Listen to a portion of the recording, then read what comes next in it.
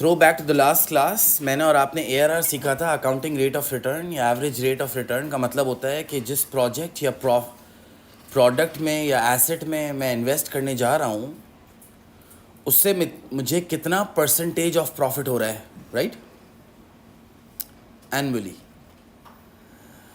लेकिन एक चीज़ जो सबसे ज़्यादा इम्पोर्टेंट है ना अबाउट ARR, वो मैं आपको एक बार दोबारा रिवाइज करा देता हूँ। नंबर 1, याद रखना, ARR यूजेस अकाउंटिंग प्रॉफिट्स। हम प्रॉफिट यूज़ करते हैं टू कैलकुलेट ARR।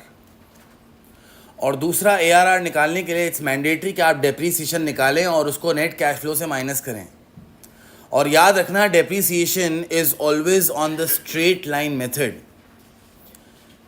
अगर क्वेश्चन में कोई और मेथड लिखा हुआ हो, रिड्यूसिंग वगैरह, तो भी आप स्ट्रेट लाइन ही यूज़ करते हो, क्योंकि स्ट्रेट लाइन के थ्रू ही आप इक्वल अमाउंट ऑफ डेप्रीसिएशन निकाल सकते हो। तो ARR is the only investment appraisal tool which uses accounting profits. और प्रॉफिट कैसे निकलता है? Inflow minus outflow is net cash flow minus depreciation is profit.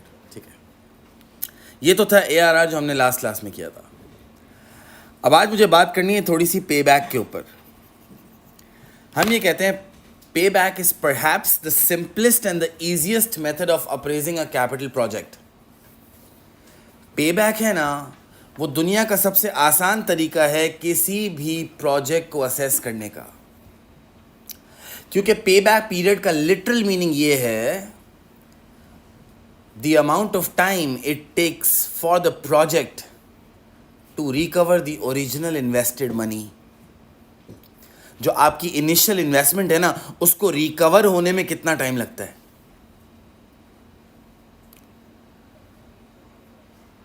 और याद रखना, the shorter the pay back, जितना पे बैक छोटा होगा ना, the less riskier the investment is. मैंने एक प्रोजेक्ट में $1 लाख इन्वेस्ट किया, 2 साल में पैसा रिकवर हो गया।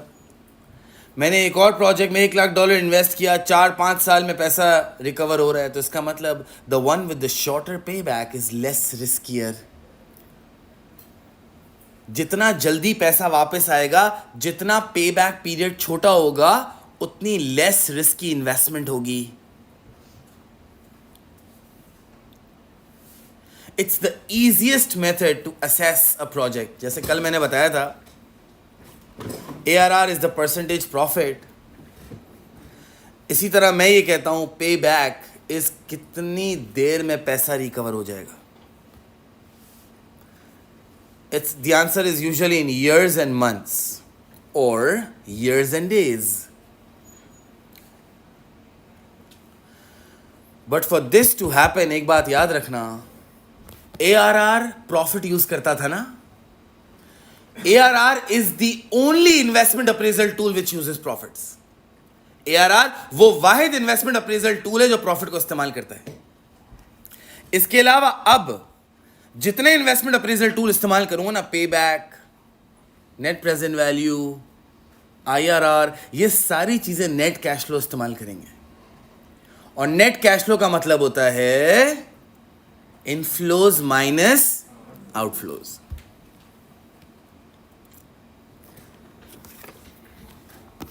इसको देखो गौर से थोड़ा सा। This is how I teach everyone कि अगर एग्जामिनर पे बैक मांगे तो उससे पहले एक टेबल बना लेना। This table will help you get to the final answer 100% सही से। ठीक है, सबसे पहले आप हेडिंग डालते हो जिसको हम कहते हैं ईयर, फिर आप हेडिंग डालते हो जिसको कहते हैं इनिशियल इन्वेस्टमेंट, फिर स्क्रैप वैल्यू, फिर वर्किंग कैपिटल, फिर inflow minus outflow is net cash flow. First things first, ARR में क्या था? Year, inflow, outflow, net cash flow minus depreciation is profit. पे बैक में तरीके से काम करना है। Year, initial investment, scrap value, working capital, inflow minus outflow is net cash flow. Scrap value क्या होती है आप सबको पता है, the estimated remaining value of the asset once the life is complete. अच्छा, ARR में क्या था? ईयर 1, 2, 3, 4। अब यहां गौर से देखो क्या होगा। ईयर 0, 1, 2, 3, 4। सर यहाँ पे ईयर 0 क्यों आया? मैंने कहा देखो ईयर 0 आने का ना एक मकसद है, एक पर्पज़ है, और वो ये है कि हम ये कहते हैं year 0 is always the year of investment. Initial investment always takes place at year 0। Year 0 is always the year of investment. तो जब आप इन्वेस्टमेंट करते हो ना, तो ये देखो आपकी इनिशियल इन्वेस्टमेंट में आता है, और ये नेगेटिव होगा क्योंकि इनिशियल इन्वेस्टमेंट में आउटफ्लो होता है, आपके जेब से पैसा जा रहा होता है। ईयर 0 में स्क्रैप वैल्यू का कोई लेना देना नहीं है। आपको पता है scrap value is the value, the estimated remaining value when the life of the project is complete. At the end of year 4 होगा ना, इस सिचुएशन में लाइफ 4 ईयर्स है, तो स्क्रैप वैल्यू का ईयर 0 से कोई लेना देना नहीं है। ईयर 0 में वर्किंग कैपिटल हमेशा माइनस होता है, क्योंकि आपके जेब से पैसा नॉर्मली जा रहा होता है। There is no other inflow, no other outflow. ये मेरा नेट कैश फ्लो हो जाता है negative.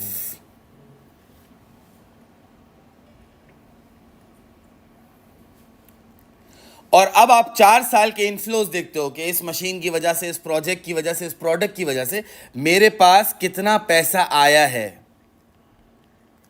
These are all the inflows of the 4 years. और आउटफ्लो का मतलब मेरी जेब से कितना पैसा जा रहा है, जिसको हम कॉस्ट भी कहते हैं। But not to forget the most important thing, जो बच्चे अक्सर भूल जाते हैं। प्लीज इस चीज को कभी नहीं भूलना, please. In the last year of the project, in the last year of the project, project का जो आखिरी साल होता है ना, इस in this case it's year 4, तो याद रखना scrap value and working capital is always added. Scrap value and working capital is always added. It acts as an inflow. जब आपकी प्रोजेक्ट की लाइफ कंप्लीट हो जाती है, तो उस प्रोजेक्ट को, उस इन्वेस्टमेंट को, उस एसेट को आप बेचते हो, तो आपको पैसा आता है। Last year of the project के अंदर scrap value and working capital is always added in the last year. Scrap value का ईयर 0 में कोई लेना देना नहीं है, लास्ट ईयर में ऐड होता है। वर्किंग कैपिटल ईयर 0 में आउटफ्लो, पैसा जा रहा होता है, और लास्ट ईयर में पैसा आ रहा होता है, it acts as an inflow.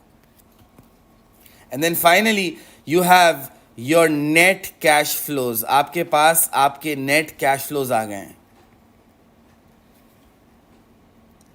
और फिर आप ये चेक करते हो कि कितने टाइम में आपने पैसा रिकवर किया है। वी लुक इनटू दिस अभी, how to calculate payback. But before you calculate payback, you guys need to understand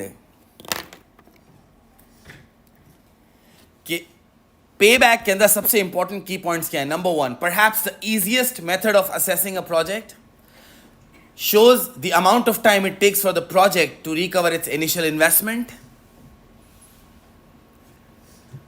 The shorter the payback, the less riskier the project is, the less riskier the investment is. और याद रखना, क्योंकि ये पे back पे काम हो रहा है, पे बैक पे काम होने का मतलब है कितने टाइम में पैसा रिकवर हो रहा है। इसके अंदर हम कैश फ्लोज का इस्तेमाल करते हैं, ARR में प्रॉफिट इस्तेमाल करते थे, इधर हम नेट कैश फ्लो का इस्तेमाल कर रहे हैं कि पैसा कितने टाइम में रिकवर हुआ है, initial investment. So what I think is, सबसे पहले पेबैक के सवाल में टेबल बनाना सीखो। और टेबल कैसे बनता है? Year, initial investment, scrap value, working capital, inflow, outflow, net cash flow. और हमेशा याद रखना ARR में ईयर 1 से स्टार्ट होता है ना, आगे हर जगह पेबैक में भी ईयर 0 से स्टार्ट होगा। Year 0 is the year of investment. Number 2, working capital year 0 से डिडक्ट होता है और लास्ट ईयर में ऐड होता है। स्क्रैप वैल्यू लास्ट ईयर में ऐड होती है, it acts as an inflow. और फिर आप years and days, years and months में अपना पे बैक निकाल सकते हो। देखो, let's look at an example question, और फिर मैं चेक करता हूं कि किस तरीके से आपको समझाना हो। क्या Initial investment of a project is $200,000. Scrap value is $40,000. Working capital is $30,000. Life of the project is 5 years. Inflows 70,000 per annum, outflows 18,000 per annum. Can you calculate the payback? Okay, payback सुनते ही आपको इस बात का अंदाजा हो जाना चाहिए कि you have to put proper headings in a table. Okay, year, initial investment, scrap value, working capital, inflow minus outflow is net cash flow. 5 साल का प्रोजेक्ट है 0, 1, 2, 3, 4 and 5. Initial investment $200,000. Money goes out. It's an outflow, negative. There is no scrap value का scene in year 0. Year 0 में scrap value का कोई scene नहीं है. Working capital is 30,000 negative. It acts as an outflow in the year of investment. No other inflow and no other outflow. So my net cash flow is $230,000 negative. ये मेरी actual initial investment है पूरी मिला के, working capital and initial investment. अच्छा, अब inflow 70,000 per annum. देखो inflow 70,000 per annum मतलब हर साल का inflow is 70,000 per annum. 70,000 acts as an inflow in all the 5 years. And then outflow is $18,000 per annum. $18,000 का outflow है हर साल का. That means $18,000 is an outflow means negative. पैसा जा रहा है. But do not forget, मैंने अभी बोला है, do not forget, last year of the project में scrap value add होती है, it acts as an inflow, और working capital भी add होता है, it acts as an inflow. And now I will be getting my net cash flows for all the 5 years. 52,000, 52,000, 52,000 for year 3, 52,000 for year 4 and 122,000 for year 5. This is my net cash flows. और अब हम सीखेंगे कि मुझे actual payback years and months या years and days में कैसे निकालना है. This is how you check it. देखो, this is your total initial investment 230,000 in year 0. पहले साल में आपने और मैंने 52,000 रिकवर कर लिया है. इसका मतलब अब रिकवर कितना करना बाकी है ये माइनस करो और मुझे बताओ. 178,000 अभी भी रिकवर करना बाकी है. फिर अगले साल में एक और 52,000 रिकवर हुआ बिकॉज मेरे पास नेट कैश फ्लो पैसा आया. तो 178 में से 52 और रिकवर हो गया. अब कितना रह गया? 126. फिर ईयर 3 में वापस 52,000 का नेट कैश फ्लो आया, मतलब मैंने वो पैसा रिकवर कर लिया. तो $74,000 अभी भी रिकवर करना बाकी है. फिर ईयर 4 में मैंने 52,000 और रिकवर किया. मुझे करना 74 था लेकिन मैंने ईयर 4 में 52,000 रिकवर कर लिया.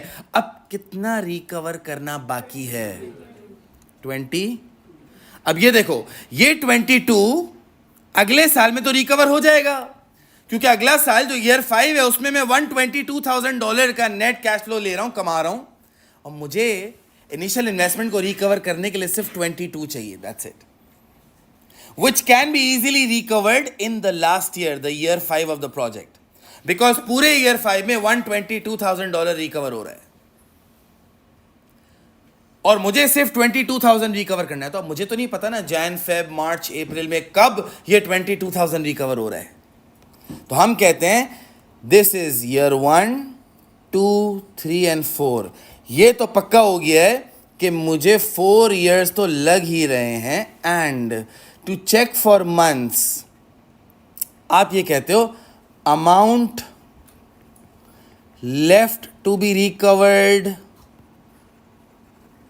रिकवर करने के लिए अमाउंट कितनी रह गई है? 22 upon next years net cash flow. Next year के नेट कैश फ्लो से डिवाइड कर दो. यानी नेक्स्ट ईयर का नेट कैश फ्लो का मतलब 122, 22 is yet to be recovered और 122 is the next year's cash flow. So that is 4 years to confirm ही थे and 22,000 yet to be recovered upon next year's net cash flow $122,000. Can I have the months please? Because for months you do multiply by 12, okay? For months you do multiply by 12. 2 point, अब 2.16 है तो मतलब 3 months हुए ना. अगर 2.05 भी होगा तो आप बोलोगे 3 months. So that is 4 years and 2.16 months नहीं लिखते, 3 months लिखते हैं. और अगर डेज में देना हो वो भी दे सकते हैं. 4 years तो कंफर्म है ना. 4 years तो ये कंफर्म है, ये रे 1 2 3 4. एंड अगर डेज में करना हो 4 years and 22,000 upon 122,000 multiply by 12 की जगह 365 कर दो अगर आंसर डेज में देना है तो. 4 years and 66 days rounded up.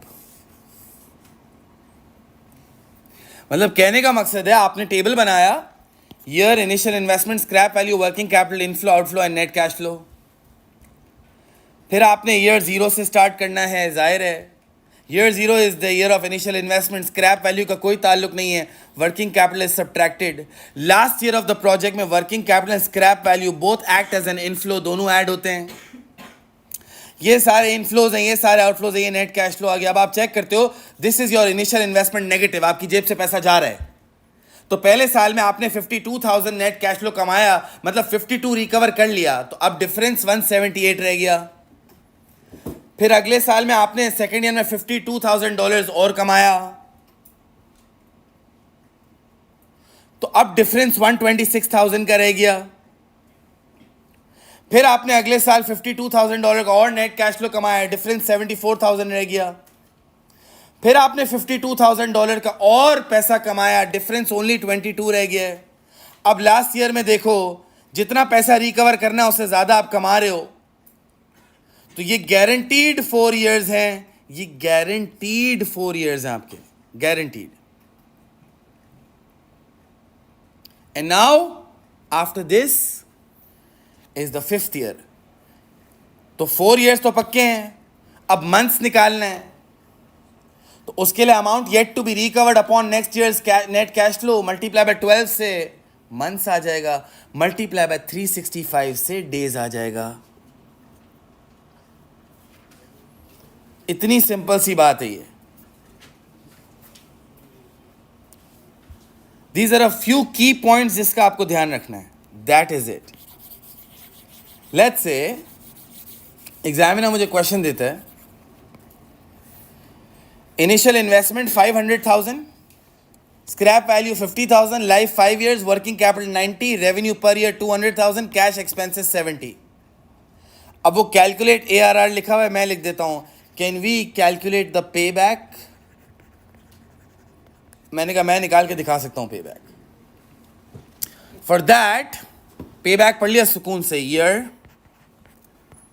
Initial investment, scrap value, working capital, inflow minus outflow is net cash flow. 5 years का प्रोजेक्ट है. 0 1 2 3 4 and 5. Initial investment is 500,000. Scrap value का ईयर 0 में कोई लेना देना नहीं है. Working capital is 90,000 negative, year 0 में मेरी जेब से पैसा जा रहा है. So my net cash flows are $590,000 for year 0, year of investment. जेब से पैसा जा रहा है. And then question says revenue per year 200,000. इसका मतलब $2 लाख का इनफ्लो है. और आउटफ्लो के बारे में कह रहे हैं 70,000 एक्सपेंसेस, मतलब 70,000 का आउटफ्लो है. ये देखो 70,000 का आउटफ्लो आ गया है. इसका मतलब do not forget last year of the project में स्क्रैप वैल्यू और वर्किंग कैपिटल ऐड होता है. 50,000 की स्क्रैप वैल्यू है, 90,000 का वर्किंग कैपिटल लास्ट ईयर में ऐड होता है, टैक्स as an inflow. Now I can easily have all my net cash flows for the next 5 years. कितना पैसा 5 सालों में आ रहा है? 130,000, 130,000, 130,000 for all the 4 years, और 5th year में होगा 270,000. Let's check ये 5,90,000 की जो इनिशियल इन्वेस्टमेंट है, ये मैं कितने टाइम में रिकवर कर सकता हूँ? पहले साल में 130,000 रिकवर हो गया, net cash flow positive. 460,000 remaining. फिर 130,000 और हो गया, 330,000 रिमेनिंग. अभी भी 130 और हो गया, 200,000 रिमेनिंग. अभी भी 130 सिर्फ हुआ है, कितना रिमेनिंग? 70. क्या आखिरी साल में रिकवर हो जाएगा 70? और मैं कितने कमा रहा हूं? 200 एंड, तो आई थिंक रिकवर हो रहा है. तो 4 years तो गारंटीड हैं. ये रहे 4 years एंड मंथ्स निकालने के लिए amount yet to be recovered 70,000 divided by next years net cash flow 270,000 multiply by 12. So that is 4 years and 4 months.